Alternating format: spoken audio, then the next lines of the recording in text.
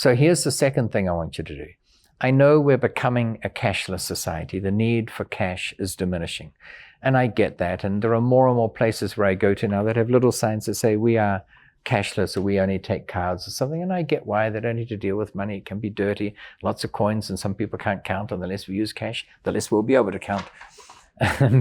And I like sometimes the anonymity of cash. There's no nefarious reason for that. But it's just, you don't need to worry. Now how much have you got on this debit card or credit card or whatever?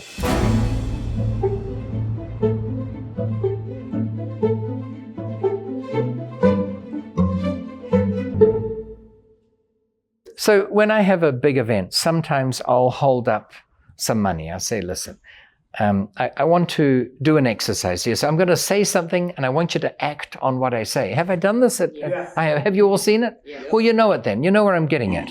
So I say, who'll give me $50 for this? And very few people come up. And when I ask them afterwards, why not? The most common answer, well, I didn't have $50 on me. And I say, you didn't even have $50 on you? Or the shock that you're saying it. Right. Or it can't be true. He wouldn't give away. It's only $50. There are 200 in the room. It's a quarter each or whatever it is. Well, who cares, right?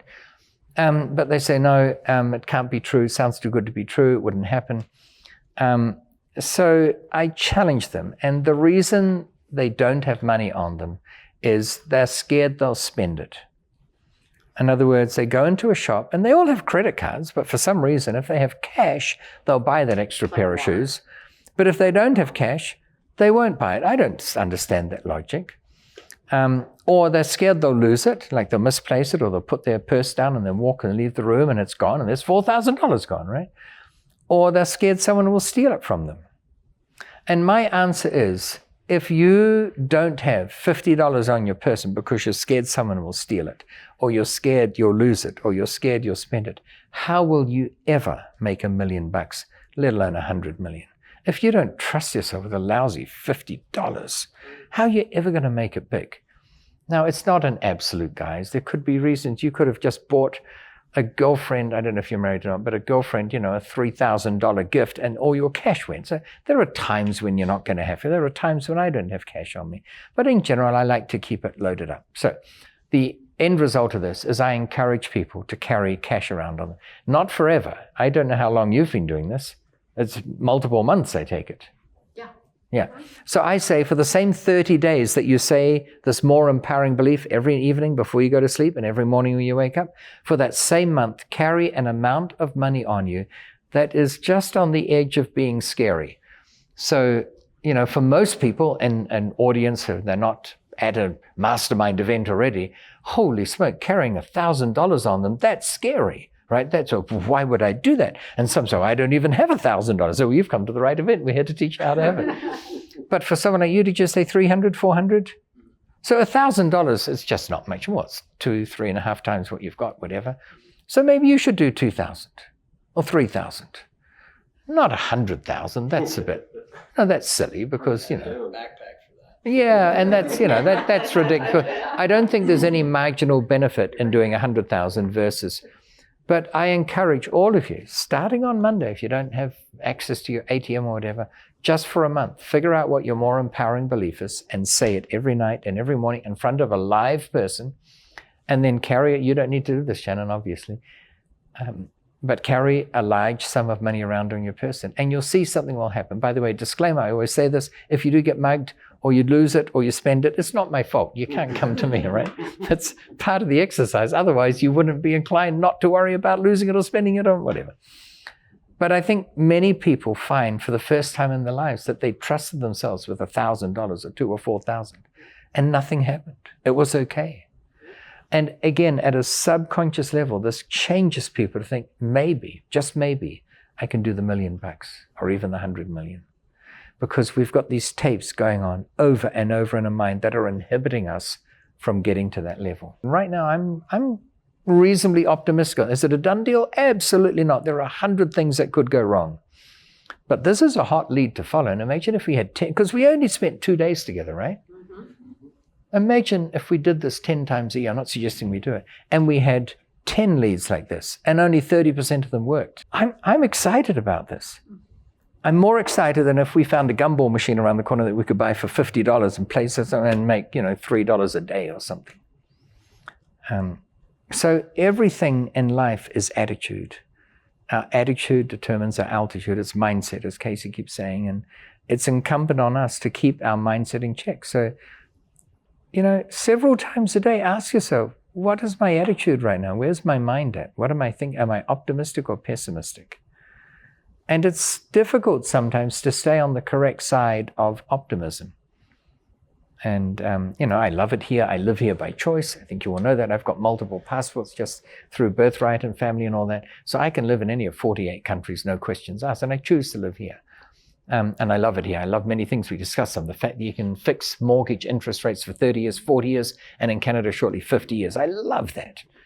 I love the fact that we don't have stamp duty the way Australia does, and all kinds of other things. And there are other things that I don't like. Like there's way too much sugar in the food here, right? It is. The amount of sugar consumed in terms of kilograms per capita in the US is double that of the OECD average. And the rate of diabetes, by the way, is also double. And the correlation is so strong, and yet they say there's no causal link between them yet. Well, they said that about smoking until 1981. There's no evidence to show that there's a causal link between smoking and emphysema and lung cancer and all that sort of thing. So we'll get there. And why is there a lot of sugar in the diet here, do you know? Because we have legalized corruption in the form of lobbyists, and lobbyists can go to Washington and lobby for additives to be added to food. And why do food manufacturers put sugar in food? Is it because the consumers demanded it? No. Sugar is an appetite stimulant. So the more sugar you put in, the more people want to eat more. So they sell more of it at the expense of our health, but they make more profit. And I like the free market economy. So, there are good, if we become too regimented, we become too communistic, and we become like China or Russia. And, I don't want to go, I choose not to live there. So I'm just trying to be balanced. So there's always good and bad about everything. So when I say, man, that's so sweet, I'm not saying, I hate this place, I want to leave. I'm just making an observation that for my palate, it's sweet. And it's the same with all these other things we're talking about, the mindset. We've just got to be aware that we can control a lot of the things that we think. And instead of saying, darned, why is this so sweet? I just opt not to eat it. I very seldom have dessert. I don't think I had any yesterday, I forget. But today I tried some of the apple pie because I thought that might be nice. And the saucy bit, or whatever you call it, the glutinous bit in the middle, that was pretty sweet, but the crust and the apple bit itself, that was pretty good. So you just modify it. You don't have to make a stinker. You don't complain to the restaurant because it would be the only restaurant that would lower its sugar content. So you just live with it, right? Same with this mindset. Just don't criticize yourself, but keep it in check and modify it. And remind yourself that you live in a world of abundance. There's money everywhere. And, thank God that you're living in an environment where you can do good for others and get paid for it handsomely, and that everyone wins. And it reminds me of, have you ever come across the author Roald Dahl? He wrote a lot of short stories and really funny books with twists at the end of the story. But one of his novels was My Uncle Oswald. And he was a bit of a hoot. It's a bit of a raucous book. But he quotes Uncle Oswald as saying, making money should fulfill two requirements. Firstly, it should amuse you immensely. And secondly, it should give a lot of pleasure to those from whom you extract the loot. And it's an interesting turn of phrase, but when you think about it, it should amuse you immensely. It should be fun. Now, there are aspects of driving around in a minibus. The first one had that black velvety thing with studs in the seat. It looked like the inside of a coffin, I don't know if you've ever seen one. Or you can complain about the traffic or the fact that we were jostling around a bit and it was a bit narrow to get in right to the back for you guy. Or you could say, dang, we're going out looking at properties and there might be a few horrible deals here, not worth our time, but we had to go there to find out if they were worth it. And we might just find something. And we spent a whole day yesterday finding not much of really great intense interest. And we spent today and we came across one. And I think it's fair to say it wasn't one that we found through going through listings and all that. It was sort of serendipitous from ancillary things, right? It was you passed it, you'd seen it, you wondered about it, you saw it. To me, that is, it's just fun. So always keep your attitude in check. See what you're doing. So instead of saying today, wow, it was boring, the bus ride was bumpy, there was a lot of traffic, we were crawling. No, I had the most extraordinary day where we discovered a property that could be worth 30 million profit. And imagine sitting around, if we've done the deal, saying, well, how are we going to carve this 30 million up? What's fair?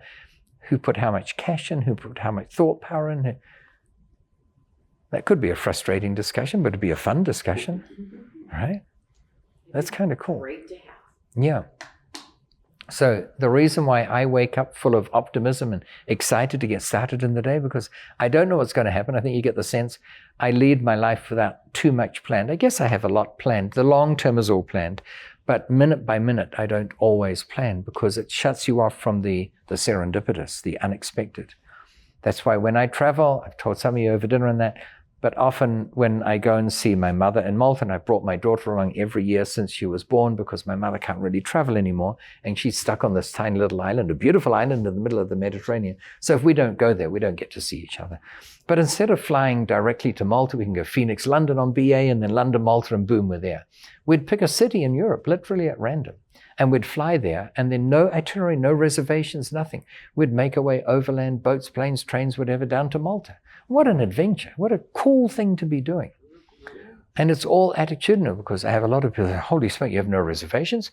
But what would happen if you get to a place and there's no hotel room for you? And I said, well, I've never thought of that. I guess it's possible, but it's actually never happened. I got close once in Paris, but it's never happened. So that for me is not a fear.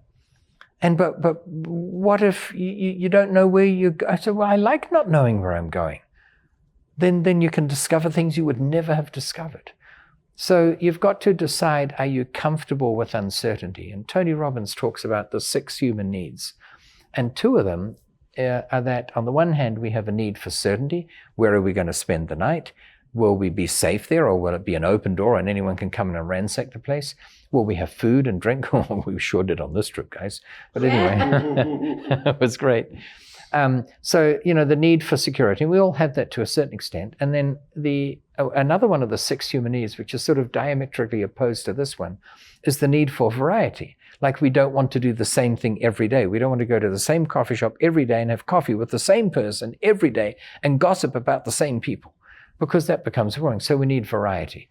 And what happens for people is there's a spectrum as to where on that line they are between their need for certainty and their need for variety, or and as Tony says, the quality of your life is in direct proportion to the amount of uncertainty that you can comfortably put up with. So people who always need to have that certainty, they don't lead a very comfortable life usually, because either everything's already arranged and they discover nothing new because they already know today where they're going to be on day 3 of their holiday, or something goes wrong and they get all upset about it. The measure of a person is what it takes to stop you. So, one story you all know, I'm not hammering it in, but I had a beautiful suite. It was old style. It was in a big L shape that came around the corner. Lovely room. I was hoping we could have this event up there. It would have been kind of cool. This is cool too. But it had 4 air conditioning plants. That's how big it was. And 3 of them couldn't be turned off, and one of the 3 was on. So it was roaring like a hurricane wind, and it was freezing cold. So when I called and waited for them to come to fix it, I couldn't stay in the room. It was that cold.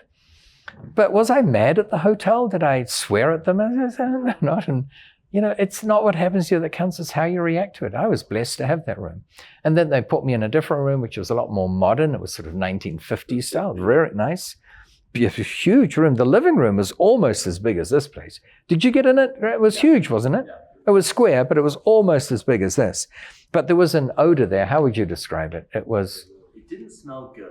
No, it was pungent, and it sort of ate away at your nose, if you know what I mean. It was tingling. It was intense. Yeah, it was, but it was toxic drywall. It was, and by then it was midnight on the first night, so I slept there. I've since thought, that will cause my other upset, but anyway. So the next day we got another room, and I'm now in a standard room. They didn't have it. It doesn't matter. When I'm asleep, I have my eyes shut. And I don't know whether I'm in a 1,200 square foot room or a 200 square foot. It doesn't matter. So, just in case you're wondering, it doesn't bother me at all. Is it nice to have the room? Of course. Would it be nice to have the group up there? Yes, I get it. And normally I'd say, let's do it. But I'm not miffed that I'm not in that room. And I think that's symbolic of what happens in life. How do you take things? And if this deal falls through, I'll be annoyed because I really want to show the machine we've got here that's organized this, that we can do these deals. But other than that, it's you win some, you lose some. But if we try them often enough, we'll win some. 110, 3-1. And I'm just so used to doing that. I'll do some on my 100 every day because I'm constantly looking, constantly phoning. A bit like, it was mainly Owen and Jason who were doing that. You were phoning even this morning here, then in the car again. I could hear you. Hello, my name is Jason, and we're with this real estate investing group, and I want to ring about this property at such and such. You said that many times, right? And it's just dogged determination and perseverance. We all have friends that just aren't at that same level, and that's normal. We're all at different levels of everything. People are better at basketball than I am, and oh my gosh, you and your dad jumped that fence and made my pathetic attempt to hop over seem just pathetic. So I've got to get into training to jump a fence like that. I didn't even attempt it. I was going to end up with ripped pants or ripped shirt. Well, that was my fear, that I'd fall off there and my pants would rip open and give you all a good laugh, and Cole would say, I got it on camera, But no, and the thing is, you just do it. If you feel like it, you do it. If you don't, you don't. And I don't read anything into it. If the fence had been taller and I couldn't do it, I wouldn't have felt miffed or anything. It doesn't matter. Guys, it's just a stupid fence, and some of you walked around anyway. So, what was I going to say about you guys? I forget. That happens a lot, where you think you know what you're going to say, and then it'll come back to you later. But you've spoken some real gems there, and we've got to elevate our friends. And sometimes you can't. And the risk is, if you try too hard and too long, what happens is, if you can't elevate them, they end up dragging you down. Yes. And that is why it sounds really horrible, guys, but sometimes you have to fire your friends. Because here's the thing. This is a truism that applies to every one of us in this room and everyone outside this room as well. Everyone on this planet can do something better than you can. That's a horrible thought. Now, the thing that each person can do better than you varies from person to person. This one might be a better basketball player than you, and that one might be a better fence jumper than you, and this one might be better at math than you. But everyone on this planet can do something better than you. The counterbalancing thought that is equally important is you can do something better than everyone else on this planet. Again, what you can do better than other people might vary from person to person, but it just makes us realize that we're all special, we're all important, we're all valuable, we can do things that others can't do. But if you surround yourself with people who are always dragging you down, and you'll notice it when you leave them, you think, dang, I feel drained. Then maybe it's time to fire those friends. Your Sounds pond is too horrible. small. Yeah. It's much better to be in a bigger pond. Yeah. Another way of saying it is, if you're the smartest person in the room or the most enthusiastic person in the room, most energetic, then the room's in trouble, You want to hang with people that you can learn from. Yes. Mm-hmm. Challenge yourself. Yeah. Very true. Yeah, great feedback. Anyone else? This group definitely has been that for me. Mm-hmm. Great. You're That's a delightful sister. to hear. Thank you, everyone. Yeah. Yeah, I feel that too. I feel an affinity. And when we get on our monthly calls, it's just great to see people there and interact. And Micah, you're always coming up. I found one. And, you seem to have, correct me if I'm wrong, you seem to have this attitude, not sure if it's any good. I think it probably is, or I wouldn't present it. I'm open to the fact that it may not be good, but I'm here to share it, to find out what perhaps I don't know about it. You're just open to learning, right? And that's how you learn. You don't learn by saying, well, I know it all. I'm the biggest student out there. You'll notice when I'm at events, I sit through just about every other speaker's talk, even if I've heard them 3, 4, 5 times before. Because I only need to hear one thing that I didn't know before, that didn't register, or maybe that the speaker says that he didn't say before. That can change the course of my life forever. I love the firework, and it's one of those things. I mean, I can't understand how you can put human flesh on coals that are 1200 degrees Fahrenheit and it doesn't burn. I accept that it works. I don't think it's some mystical thing with some crazy, whatever Buddhist explanation. I think it's just the physiology of your flesh goes on the coals. I think it creates sweat so quickly that causes a little cushion of moisture that takes the heat away. It evaporates water. There's latent heat in water. And then by the time it would burn, your foot's already in the air because your other foot's down and you walk through it quite quickly. So I think there's a perfectly natural explanation. But still, it's, and I feel a high every time I do it. And life's there to be experienced. And have I done everything? No, there are some things I'm probably petrified of. Not much. I've jumped off mountains. And so, and to give you a perspective, I know we're recording, so I better not give names, but I had a colleague, and he was so wealthy he had not one but two private jets. And you've made it when you've got two private jets, right? And he had a son, and he said, I just don't know what to do, because he fell on the wrong side of the tracks. He's involved with gangs, he's involved with drugs, and not marijuana. We're talking fentanyl and cocaine and heroin and all that sort of thing. And I said, well, I bet you tell him that he should go back to university and finish his degree. Yes, I've told him that. And that he should ditch his do no good girlfriend. Yes, I've told him that too. And that he should do this. Yes. And that he should do that. Yes. I said, and you don't understand why he gets into drugs? He said, what do you mean? I said, it's to escape your authoritarian nature, where you try and tell him everything you should do. And he sort of looked at me and said, how dare you? He said, well, what should I do? I said, well, I don't know him. What's his passion? Well, he likes adrenaline activities. He said, okay, so what do I do? I said, well, he should go to the adrenaline capital of the world. He said, what's that? I said, New Zealand. It's known as the adrenaline capital of the world, right? He said, what, so now I have to take him to New Zealand? I said, not you. You'd be the worst person to take him. So do you know how the story ended? I ended up taking him, right? And it was in December of 2019. It was just before COVID hit. And I did a lot of things. I threw him off mountains. I mean, we were paragliding and hang gliding and jet boating on rivers at crazy breakneck speeds and all kinds of adrenaline stuff. And the interesting thing is, by day 10, it was a 2-week trip. By day 10, he said, Dolf, I feel bad because it's being recorded, but I've learned more from you in 10 days than I have from family members in my entire life. And the interesting thing is, I didn't do any teaching. Do you know what I did? You were just there for him. I listened. And at the end of the day, everyone wants to be heard. They want to know that their opinions matter, they count, they're being listened to. And, I don't want to take any credit for the turnaround, but he was obviously in a pretty bad way if I describe those things the way they were. And he qualified last year as being a real estate agent. And that came about because we were on a boat, a private boat, going up Lake Wakatipu, which is an amazing lake. It's 100 kilometers long in the shape of an S-bend. It's a lake, right? A landlocked lake. Obviously, every lake is landlocked. And yet it's got a 4-inch tide every 23.5 minutes. How can that be? It's one of these geological anomalies of New Zealand. And that's of no consequence to the story, but we were going down this lake, and we had a captain, but on this particular day, the captain couldn't make it. And it was his father, about 74. And you're just chatting, as you do. And I said, well, what do you do? And he said, I run the motel up in Glenorchy. But my wife and I are thinking of retiring and selling it. Now, in New Zealand, and I think I might have mentioned this in our 2 days, usually things like assisted living facilities, motels and hotels, there are 2 components to their ownership. Someone owns the real estate, the fee simple and the buildings, and someone else owns the business.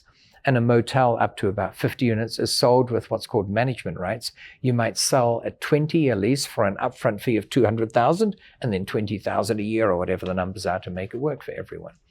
Whereas here in the States, typically it's all sold together.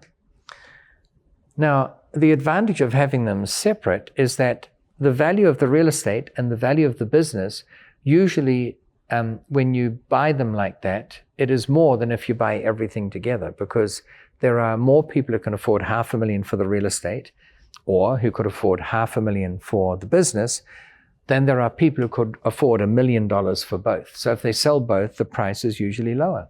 So I was talking with this kid on the boat, and I said, you hear that? He's selling the motel. And he revealed that in a rare instance in New Zealand, they own both the real estate and the business. I said, so this is where, if you use the 6 inches between your ears, we might be able to do a deal. Imagine if we bought, and I think it was 1.2 million, but split it off. And my contention is that if you can buy it for 1.2, the components might be more than 600 each. Imagine if the real estate's worth 700 and the business is worth 700. So we sell the business for 700. We take that off our 1.2. We're only in it for 500. It's worth 700. We can get a 70% mortgage, and that covers our purchase price. And then we've got passive income indexed for inflation for the rest of our lives. I think it was a few things like that that made him think, wow, there's something in this game. And it's so ironic because his dad does, I think, about 100 million a year in mergers and acquisitions and all that. And that's what I'm getting at. So often it's just connecting with people. And what I love about these events and the size of these, because I think you all know I do events. The last one I did in Manila before COVID hit was 3,200 people. And that's fun. That's got its own dynamic and it's got its own advantages. And if you're selling product or something, you can move a bit of product that way. But you don't get to know anyone. You don't get to know any names, you know. And here I get to know a bit about the personalities of people and your self-professed predilection for shoes and things like that. And my personal feeling is that had Owen and Jason come up with properties that were really hot, like this one we're focusing on at the moment, and we had 3 of them on the morning of day 1, you would have wondered, how do we come across them? How did they do that? Yeah. Whereas now you've seen the process. And as disheartening it might have been even for you, Casey and Graham, you thought, man, where is this going? This was the real, raw, how it's done. Yeah. It's frustrating. But you've just got to sift through it and never take no as a negative. Just, that didn't work. That didn't work. And we lucked out this weekend because we could do 6 weekends like this, Casey, and not find one deal like we did. And I would have said, well, that's just the game. Let's keep going. And you would have said, well, I wonder whether this will work. So we kind of lucked out. But I think the great thing about the way it went is that you've experienced. So now when you go looking yourselves, and I want those of you that haven't had tasks to fulfill, and Wade's not here, but he was given a task because he's got contacts in the tech industry. At the very least, find something that you can bring to our next session. And don't say the night before, oh my gosh, Dolf said we had to bring something. I'll find something here. LoopNet, that'll do, got it, I've got one. No, put a bit of effort, because the more effort you put in, it's not for our benefit, it's for your benefit, because the more effort you put in, the more reasons you can say, well, I couldn't dismiss it for price, I couldn't dismiss it for return, couldn't dismiss it for location. Then it becomes a more viable deal. A lot of the ones we looked at, we dismissed. Because by the time we got there, we realized it wasn't as good as this, it wasn't as good as we wanted there, the returns weren't there. And we went to this one not knowing it was going to be good. Why? When did we decide it was good? Because we saw the numbers before. But it could have been a decrepit, dilapidated building. And yet it was one of the nicest, straightest, cleanest buildings we've seen, right? And we knew it was strong. It had all those features and facilities in it. They're not asking a premium for the 30,000 gallon and 30 megawatt or whatever diesel generators they've got. Do you know what it costs to put that in? It's in the millions, right? It's millions. We're getting that free. And we can either sell it off if we don't need it at a discount for $500,000. That pays for a trip to the Cayman Islands, but let's go to Europe. That's, yeah. Okay. Or we keep it and use it as a backup power generation for whatever we're going to install there. So I'm really comfortable and happy with the way it went, because the more frustrated you were on the first day, the more you realize that it can turn on a dime. It only takes one deal to make $1 million or $30 million. It also only takes one deal to lose $1 million. So that's the reality. But that's why we've got to keep our wits about us. Because I've said, and it's true, I've never got caught out in a city where I couldn't find a hotel. But if you don't work on it, because when you don't have a booking and you arrive somewhere, you've got to find a hotel room, or you will be with it. So as long as you're aware that you've got that reality, but I like living by that sort of challenge. It's a very real, raw way of leading things, that you've got to live by your own wits. So I went to Europe once with someone, doesn't matter who it was, and about 3 weeks beforehand, she said, have you made a reservation? And I said, for what? Thinking for dinner tonight or something? She said, for the rental car. I said, where? She said, in Italy. I said, but that's 3 weeks away. She said, yeah, well, have you made the reservation? I said, no. Well, why not? I said, well, it's way more expensive when you book it in America than when you arrive there and book it. But what if they don't have any? I said, it's October. It's the off season. They'll have plenty of cars. Well, they better. So we're on the plane going over. Have you made a reservation? I said, no, I told you I'm not going to reserve a car. She said, no, for the hotel. I said, oh, the hotel. I said, no. She said, why not? I said, because if it's raining up north, we're going to head down south. And if it's raining down south, we'll head up north in our rental car. She said, yeah, if they have one. I said, they'll have one. So they had a rental car. We get in there, it's raining up north, so we head down south. We arrived in Milan. We went to Portofino. If you know Portofino, That's where port is from? Well, not quite. That is Porto in Portugal. We should go there too. But this is one of the best-known coastal cities by Cinque Terre in Italy. So we go there and we drive up the hill to the Monte Lucia. It's supposedly one of the top hotels in the world. And this was just before they switched to the euro. So I go to reception. I said, do you have any rooms left? And he said, yes, you're lucky. We have one room left. And I said, okay. And how much is it? And it was something like 30,000 lira, which was, $4,000 or something. And as a joke, I said, oh, I said, really? I said, that price includes breakfast, right? And he said, no, sir. Breakfast is extra. And my lady wanted a view of the ocean, right? So I said, well, does it have a view? And he said, no, sir. It's our last room. It has no view. I said, you know what? We'll think about it. And I could see that written on his face was, yeah, you couldn't afford this anyway, right? But written on my lady's face was, I told you we should have made a reservation. So I said, you know what? This is way up the hill. Let's go down the hill a bit. And we arrived in a hotel. I remember the name, Hotel Piccolo. We got a 3-room suite for $70 with a view of the ocean. And she said, well, you lucked out, but I bet you're going to book a room for tomorrow night. And I said, no. And she said, why not? I said, because I don't know whether you like it. If we'll like it, we'll stay another night.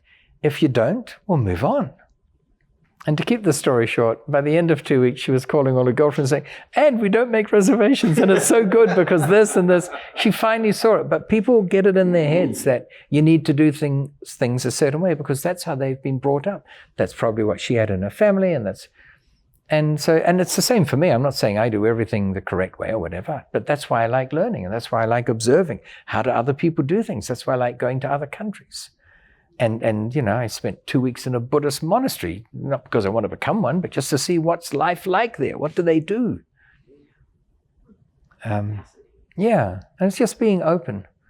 And here's the problem. Many people think they have an open mind when it's merely vacant. Big difference. Because the mind is like a parachute. It works best when open.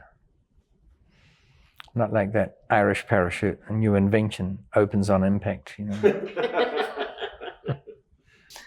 One of the things I'm discussing with the team is some of the events we can do going forward, and this is just a bit of a tease of what I'd like to see happen. We don't know yet whether it can happen. Certainly do more of these events, and I don't know if next time we should come to Denver or a different city. But I like the idea of doing these internationally.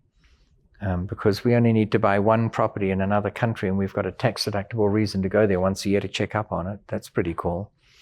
And even if we don't buy something, having 3-4 days together in Lisbon, where I was just there last week, that is such a gorgeous place. I'd never been there before. I'd driven from where I lived in Belgium all the way to Porto, which is how I happen to know a little bit about port wine.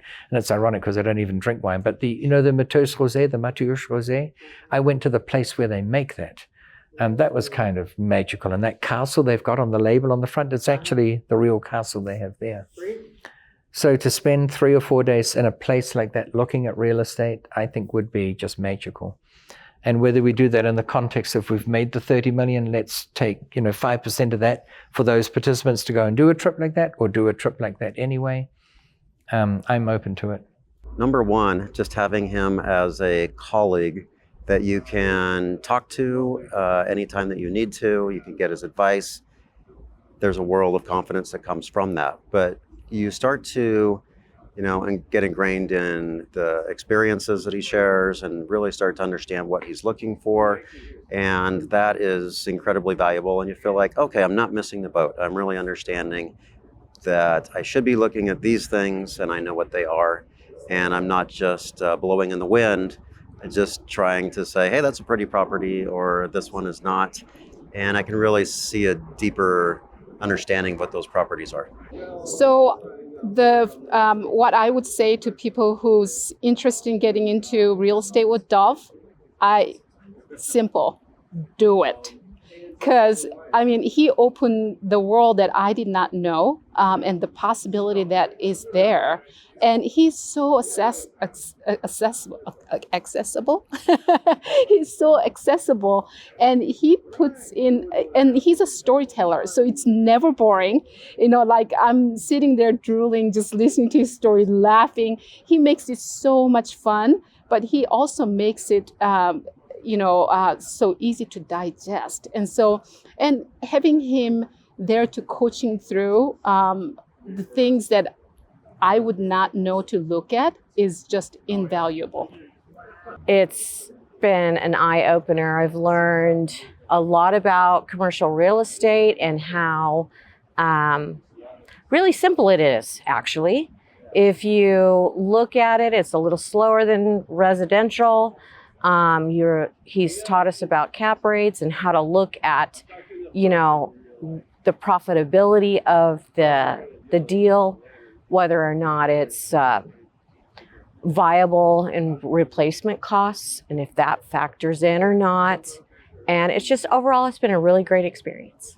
I think my confidence has increased tremendously since working with Dolf in commercial real estate. I now have the confidence, from before not knowing how to approach a commercial deal, how to run the numbers, to now I feel confident to being able to place an offer, go through, close that deal with all the steps involved, funding, finding, and then purchasing. So overall, I would say tremendous improvement, and it just makes me want to go out and look at more properties now.